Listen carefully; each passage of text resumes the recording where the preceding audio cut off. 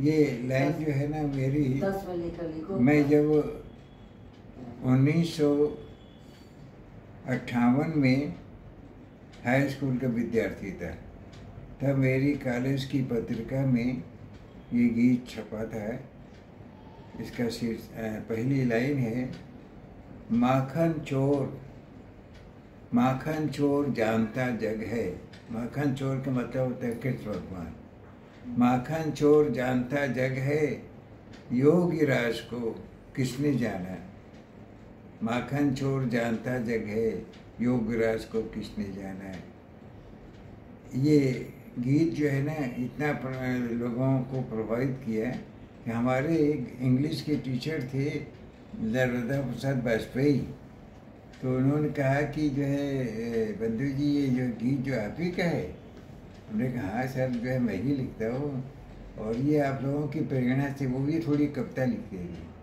लेकिन मेरी कविता उसी समय इतना प्रभावित उन्होंने करी, वो बड़ा ताज्जुब कर रहे थे, इतनी उच्च स्तर की कविता कैसे आपने लिखी। हमने कहा सब आपका सत्संग है, आप जैसे गुरुओं का प्रभाव है। कहना सोहनलाल द्विवेदी जो राष्ट्रकवि कहलाते हैं, जिन्होंने लिखा है कि चल पड़े कोट पग उसी ओर जिस ओर, गांधी के ऊपर था, युगावतार गांधी। चल पड़े कोट पग उसी ओर जिस पग तुमने पाँव धरा, तो गांधी के लिए लिखा था। तो वो जो है राष्ट्रीय कवि सोहनलाल द्विवेदी, उन्होंने मुझे आशीर्वाद दिया। और मेरी एक गीत हमारे खनका में है कि चांद का रथ गया रात रोती रही। चांद का एक गीत जो है नहीं, उसमें खंड काव्य में आया है, एक और तथाकथित में। चांद का रथ गया रात रोती रही, प्राण चुपके गए प्रीत सोती रही। ये गीत भी बहुत ही महत्वपूर्ण, इसकी पढ़ करके वो इतने खुश हुए कि जो है तुम तो बहुत बड़े गीतकार बनोगे। उनका आशीर्वाद राष्ट्रकवि का, वो जो है उनका आशीर्वाद आज हमारे जीवन में फलीभूत हो गया। ये तो बच्चों, आप सबको जो इसलिए बताते हैं कि आपको गर्व भी होना चाहिए, और ये मान के चलो कोई चीज़ असंभव नहीं है। तो बड़ा नाम चलता, देखते लोग दादा कितना पढ़ा। अभी हम जो गए अलीगढ़ में, तो वहाँ हमने अभी भाषण दिया कि आप विश्वास करेंगे कि मैंने अपने जीवन का 45 साल दिया। इसलिए दिया कि हिंदी गीत काव्य को आधुनिकतावादी कवि और समीक्षक कहते थे ये तो आउटडेटेड है, मृत प्राय है। कोई विधा जो है मृत प्राय हो जाए, हम उसी के लेखक है, तो हमारे लिए कितनी जो है चुनौती की बात है। मैंने उस चुनौती को स्वीकार किया कि मैं इनकी बात को जो है रिपल्स कर दूंगा, इनकी बोलती बंद कर दूंगा।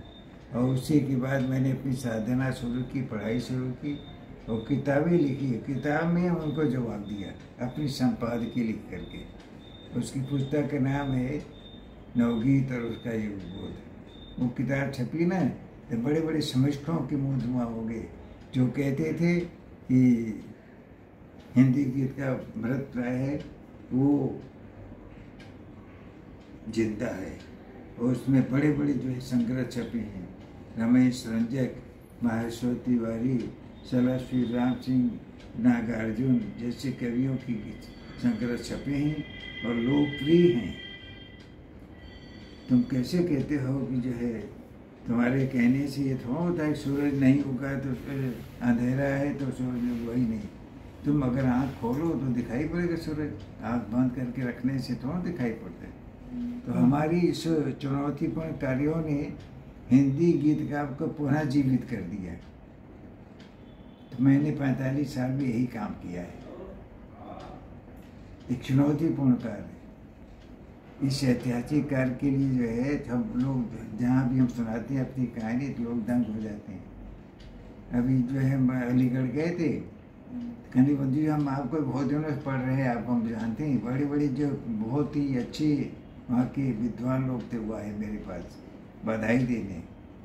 कहने कि आप तो हम पर बहुत दिन पढ़ रहे हैं और आप बारे हमें पता है।